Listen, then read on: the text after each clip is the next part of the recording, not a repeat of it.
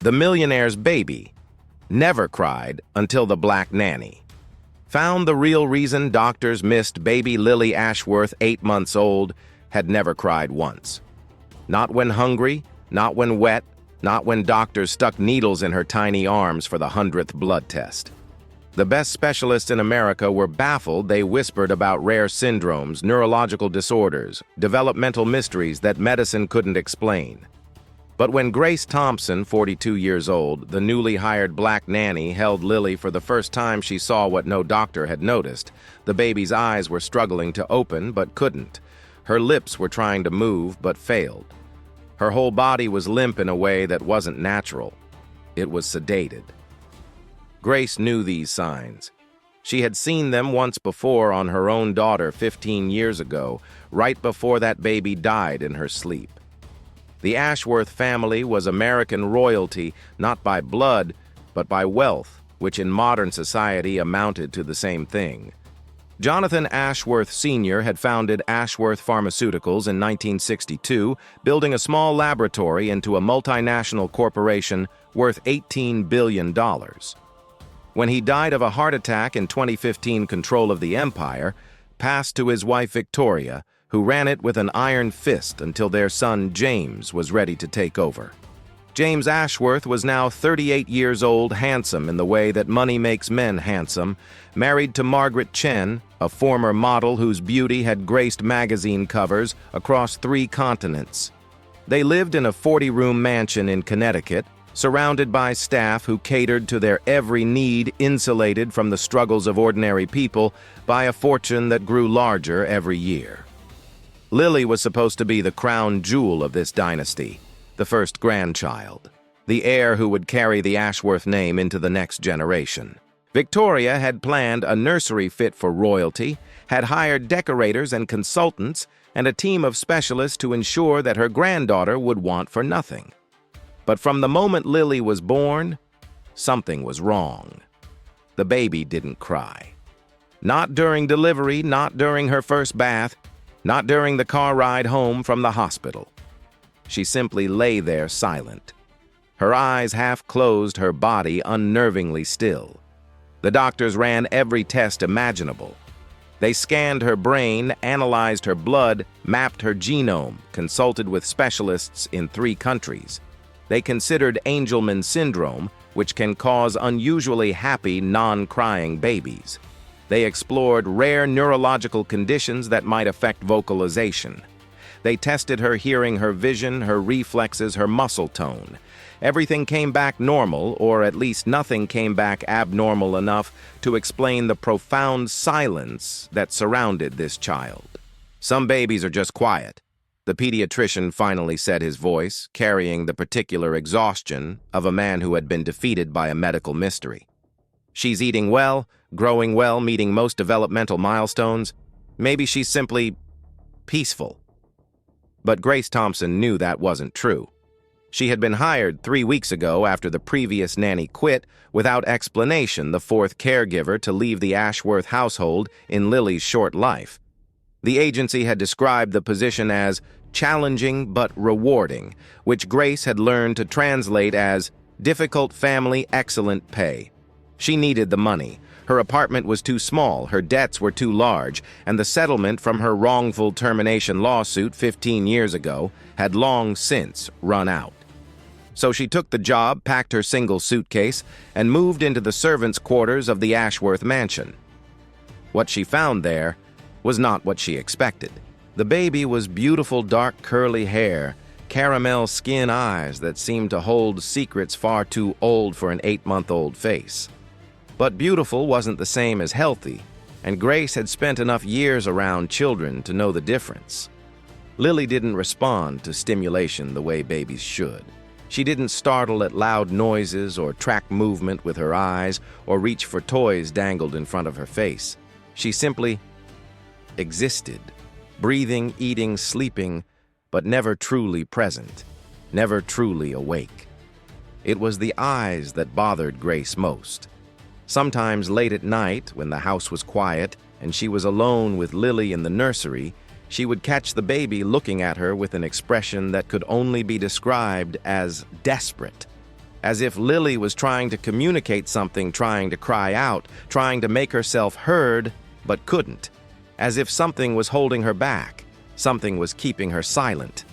And then there was the smell. Faint, almost undetectable, but unmistakable to someone who had smelled it before, the sweet, slightly chemical odor of phenobarbital, an anticonvulsant medication, a sedative, a drug that in small doses could keep a baby calm and quiet and compliant for hours at a time.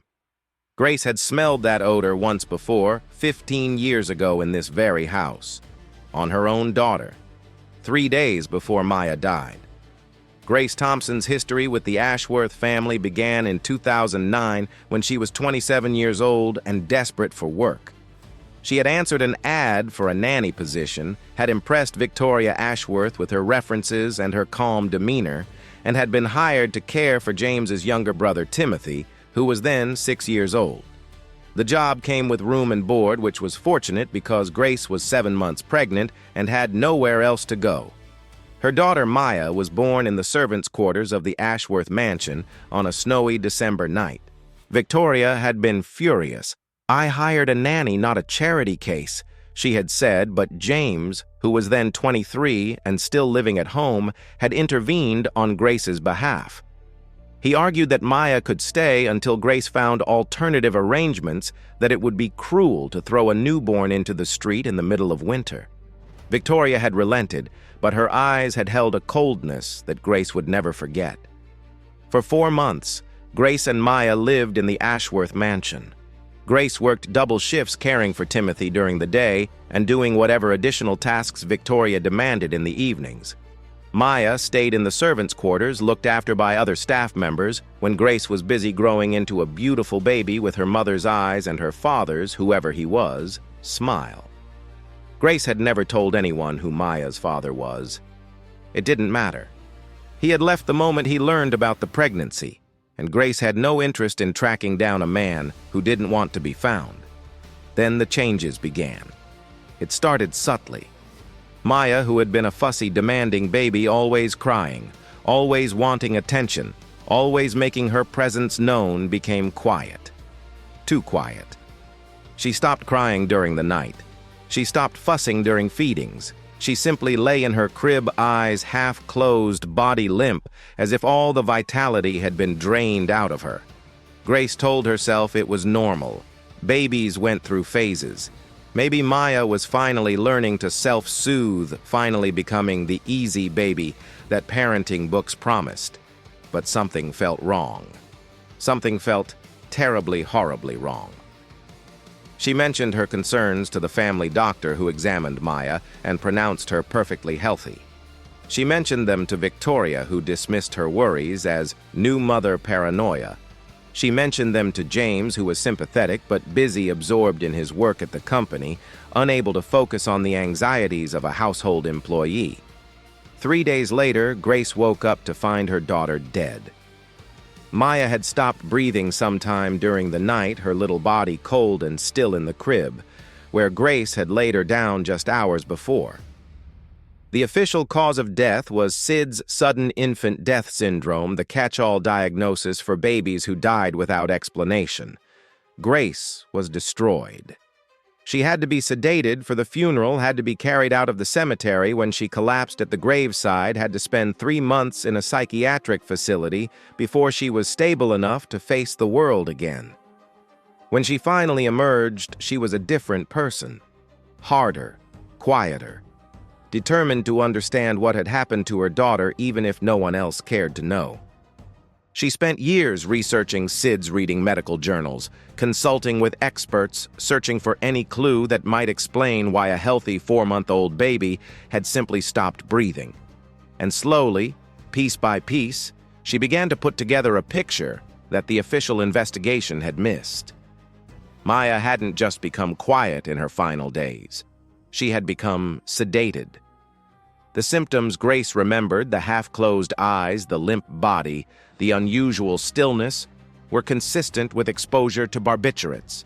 Someone had been drugging her daughter. Someone in the Ashworth household had been slowly, deliberately poisoning Maya with medication that would suppress her breathing slow her heart rate, and eventually stop both entirely.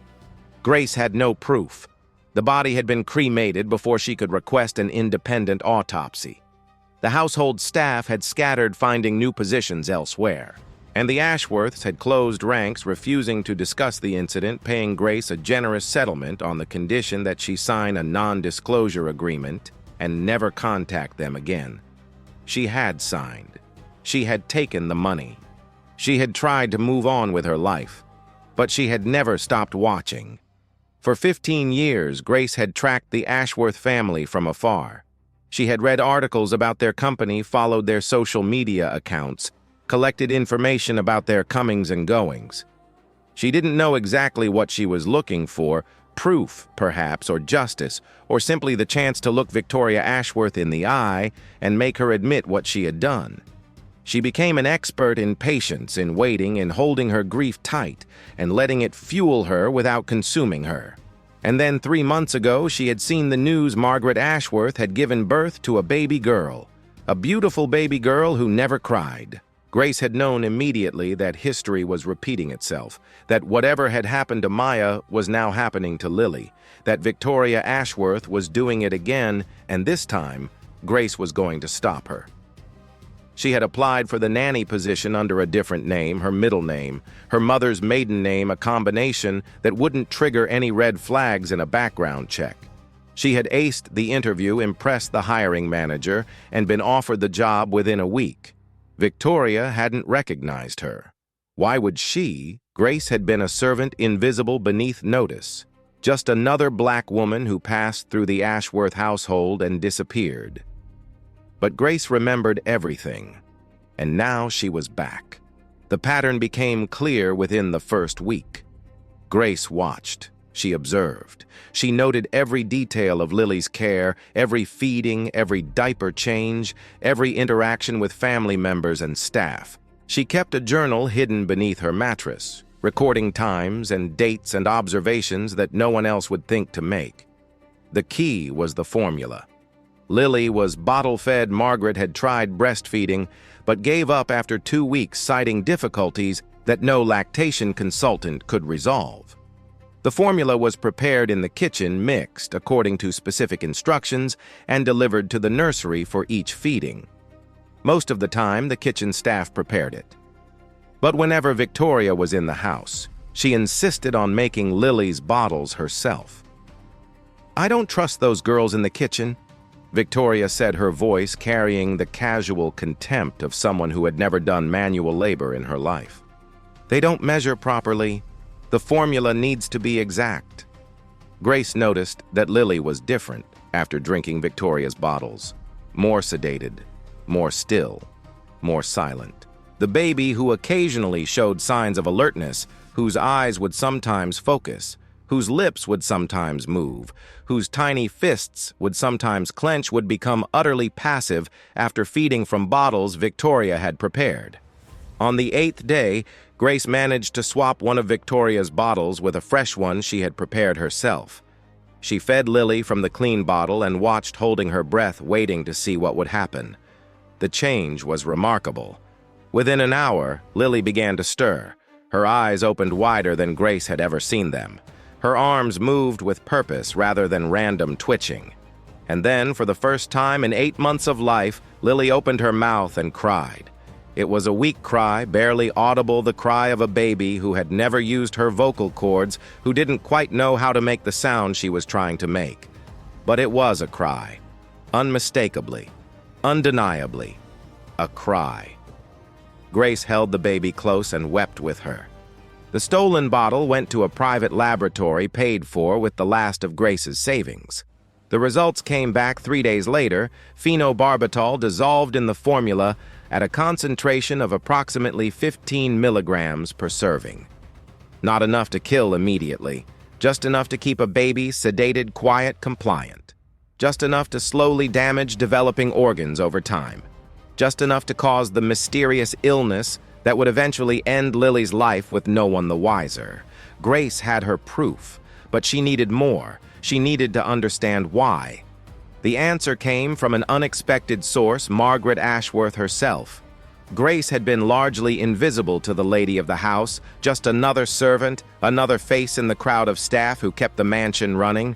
But one night, when Grace was walking Lily through the gardens to help her sleep, she encountered Margaret sitting alone on a bench, a bottle of wine in her hand, and tears streaming down her face. "She knows." Margaret's voice was slurred, barely coherent. "Victoria knows about Marcus, about everything." Grace sat down beside her, cradling Lily in her arms. "Who is Marcus?" Margaret looked at her with glazed eyes, as if only now realizing she wasn't alone. "My tennis instructor. We were," she laughed bitterly. "Does it matter? It's over now. Everything is over." "Mrs. Ashworth, I don't understand." "Lily isn't James's daughter." The words came out in a rush, as if Margaret had been holding them back for months and couldn't contain them anymore. "I had an affair. Marcus is black. Victoria figured it out. She said she could see it in Lily's features, in her hair, in the way her skin is getting darker every month." Margaret grabbed Grace's arm, her grip surprisingly strong. "She's going to destroy me. She's going to tell James, take away my daughter, throw me out with nothing. Unless what?" Margaret's eyes focused on Lily, and something terrible passed across her face.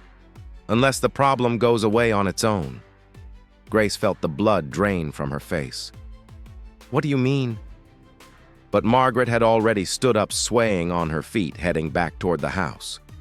"Forget I said anything. Forget all of it. I'm drunk. I don't know what I'm talking about." She disappeared into the darkness, leaving Grace alone with a baby who wasn't supposed to exist, and a truth that was even more horrifying than she had imagined. Victoria Ashworth wasn't just trying to silence a difficult baby.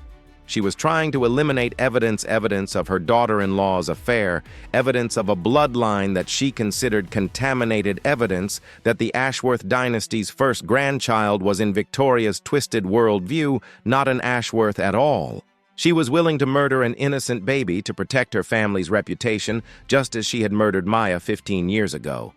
Not for any reason Grace could understand, but simply because Maya had been a black child living in her house, an offense against her sensibilities that could not be tolerated. Grace had found her proof. Now she needed to act. The next 3 days were a careful dance of observation and preparation.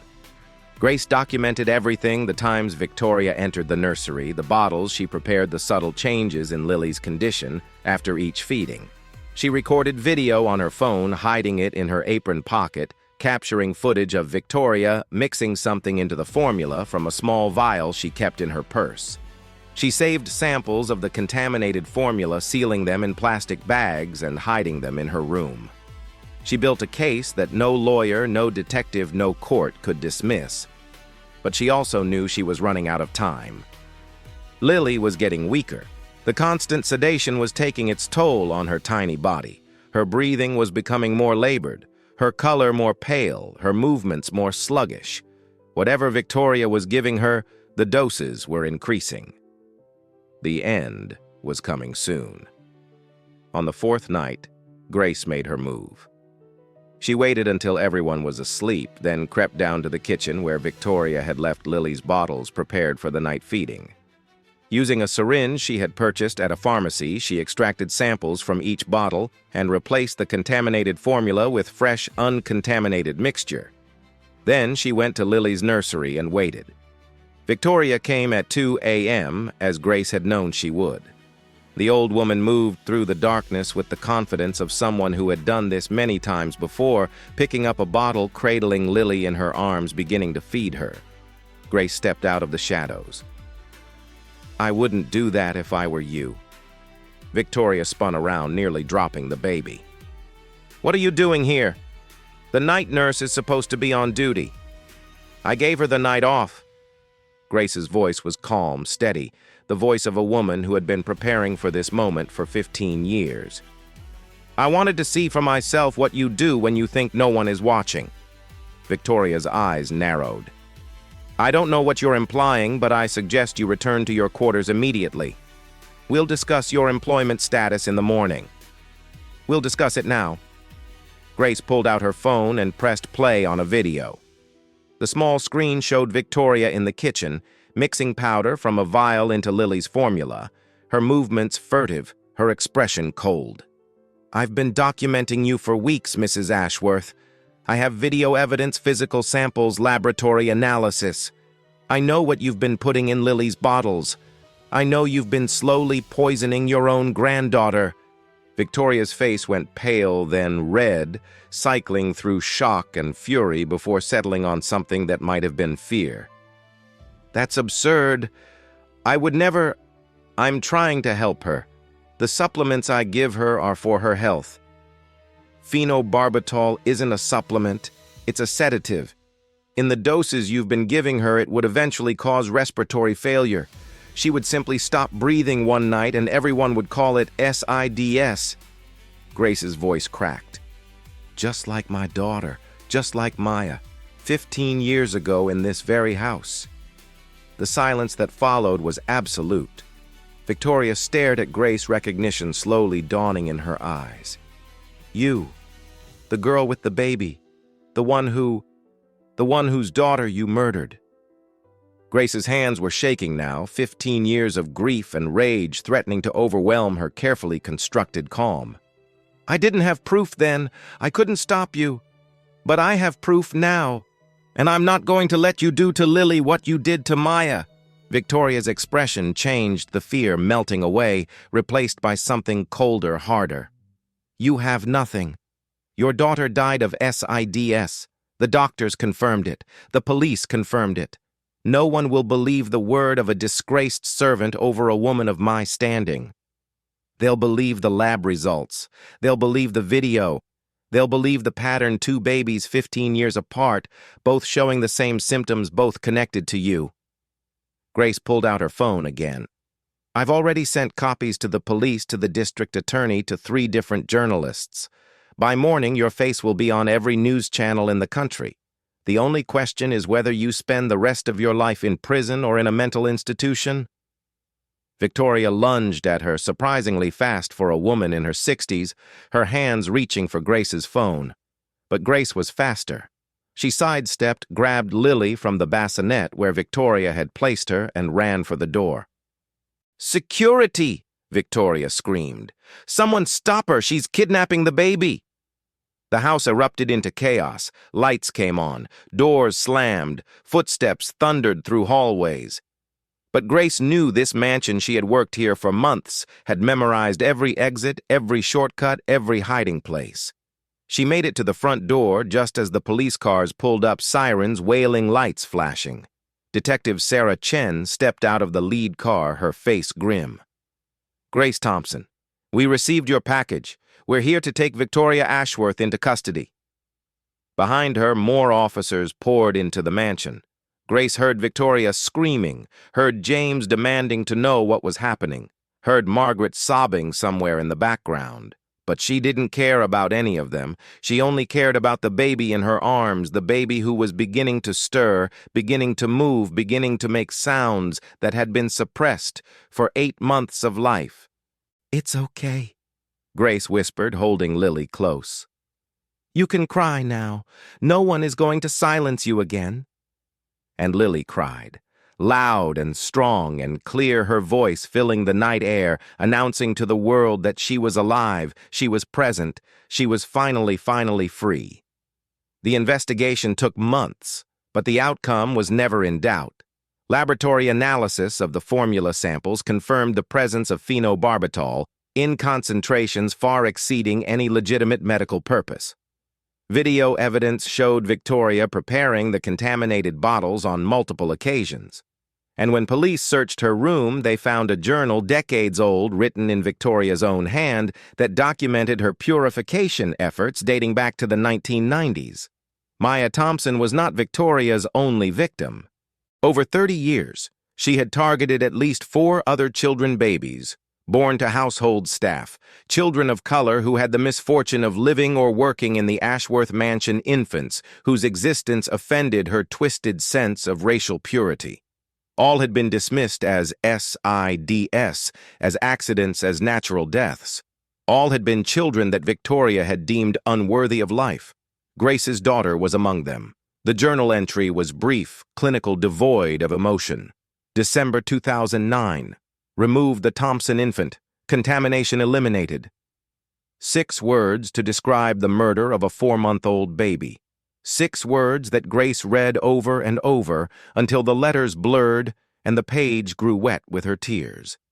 Victoria Ashworth was charged with 4 counts of first-degree murder and 1 count of attempted murder. Her lawyers tried every strategy: mental incompetence, diminished capacity, temporary insanity, but the evidence was too overwhelming, the pattern too clear, the victims too innocent. She was convicted on all counts and sentenced to life in prison without the possibility of parole. The day of the sentencing, Grace stood outside the courthouse surrounded by the families of Victoria's other victims. Mothers who had lost children, fathers who had never stopped grieving, siblings who had grown up with an empty space at the dinner table.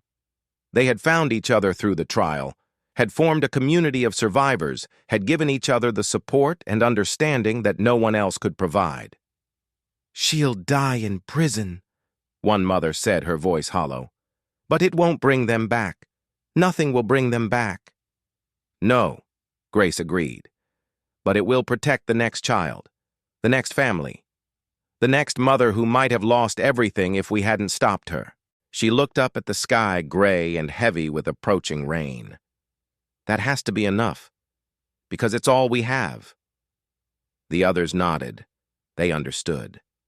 They had all learned the same terrible lesson, that justice was not the same as healing, that closure was not the same as peace, that some wounds never fully close no matter how many years pass or how many verdicts are read.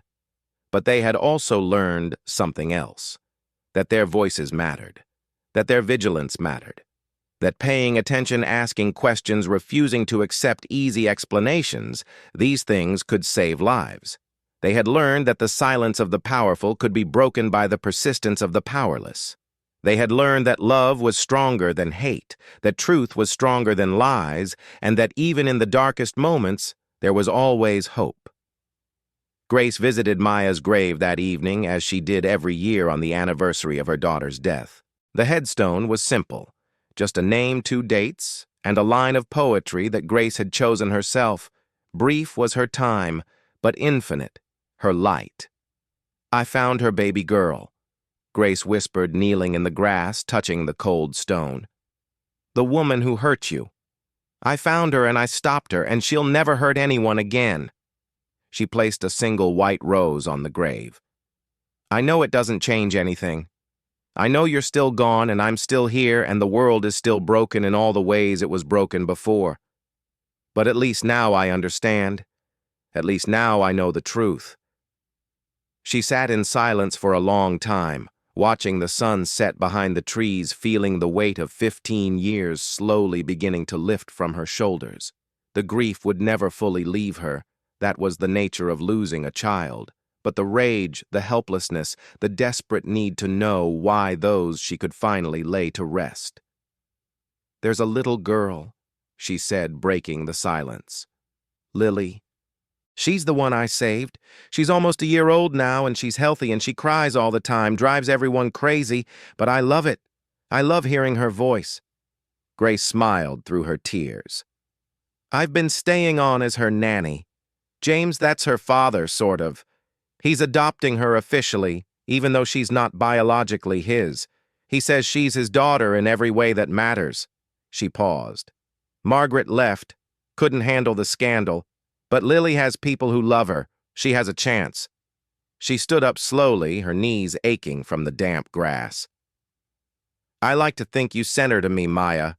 That somehow, somewhere you knew there was a baby who needed saving, and you put me in the right place at the right time." She touched the headstone one last time. "Thank you, baby girl. Thank you for helping me find my purpose. I'll keep saving the ones I can. I promise." She walked away from the grave as the last light faded from the sky, leaving behind the white rose and the whispered promises, and the 15 years of grief that had finally found a home.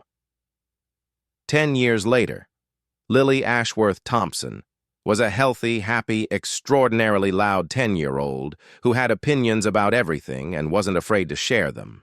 She cried when she was sad, laughed when she was happy, shouted when she was excited, and generally made more noise than any 3 children combined. Her teachers described her as spirited. Her father called her a handful. Grace called her perfect. The adoption had been finalized 2 years after Victoria's conviction. James had divorced, Margaret had taken full custody of Lily, and had insisted that Grace remain as part of their family, not as an employee, but as something more. "You saved my daughter's life," he had said, his voice thick with emotion. "You saved my soul. I don't care what anyone thinks or says. You're family now." Grace had accepted. Not because she needed the money or the security, but because she had found something in that house that she had lost 15 years ago, a purpose, a reason to keep going. A child who needed her and loved her and called her Grandma Grace every morning when she woke up. The mansion was different now. James had donated most of his inheritance to children's charities, keeping only enough to maintain a modest home and fund Lily's education. He had stepped down from the company, had walked away from the empire his family had built on blood and silence and secrets. He spent his days volunteering at a children's hospital, reading to kids who were too sick to go home, trying to balance the scales that his mother had so badly skewed. Grace still worked as Lily's caregiver, though the job had evolved into something more like a partnership. She helped with homework, drove to soccer practice, attended school, plays did all the things that grandmothers did for grandchildren they loved. And every night before Lily went to sleep, Grace would tell her a story. "Tell me about Maya," Lily would say, snuggling under her covers. "Tell me about your daughter." And Grace would tell her. About Maya's laugh, her smile, the way she had kicked her legs when she was happy. About the 4 months they had together, so brief and yet so full of love. About the night Grace had lost her and the 15 years she had spent searching for answers, and the moment she had finally found them. "She saved you," Grace would say, touching Lily's curly hair. "She sent me to you when you needed saving. That's what I believe." "Do you think she can see us?" Lily would ask. "Do you think she knows we're okay?" "I think she does." Grace would kiss Lily's forehead. "I think she's watching over both of us, making sure we're safe, making sure we never stop fighting for the children who can't fight for themselves." And then Lily would close her eyes and drift off to sleep, her breath soft and steady, her heart beating strong. And Grace would sit beside her in the darkness, listening to the sounds of a living child, feeling the peace that had eluded her for so long. On her desk beside the bed sat 2 framed photographs. One showed Lily at her 5th birthday party, frosting smeared across her face, grinning at the camera with pure joy. The other showed Maya, the only picture Grace had, left a tiny baby in a hospital bassinet, just hours old, looking up at the camera with eyes that seemed to hold all the wisdom of the universe. Between the photographs sat a small blue music box, the kind that played Brahms' Lullaby when you opened it. Victoria had given it to Lily as a gift years ago, before anyone knew the truth. Grace had kept it not as a memento, but as a reminder. A reminder of how evil could disguise itself as kindness. A reminder of how silence could be a weapon. A reminder of why she could never stop watching, never stop listening, never stop fighting. The music box had never been opened. It sat there silent, its melody locked inside its secrets untold. Some silences were meant to be broken, and some were meant to be kept forever.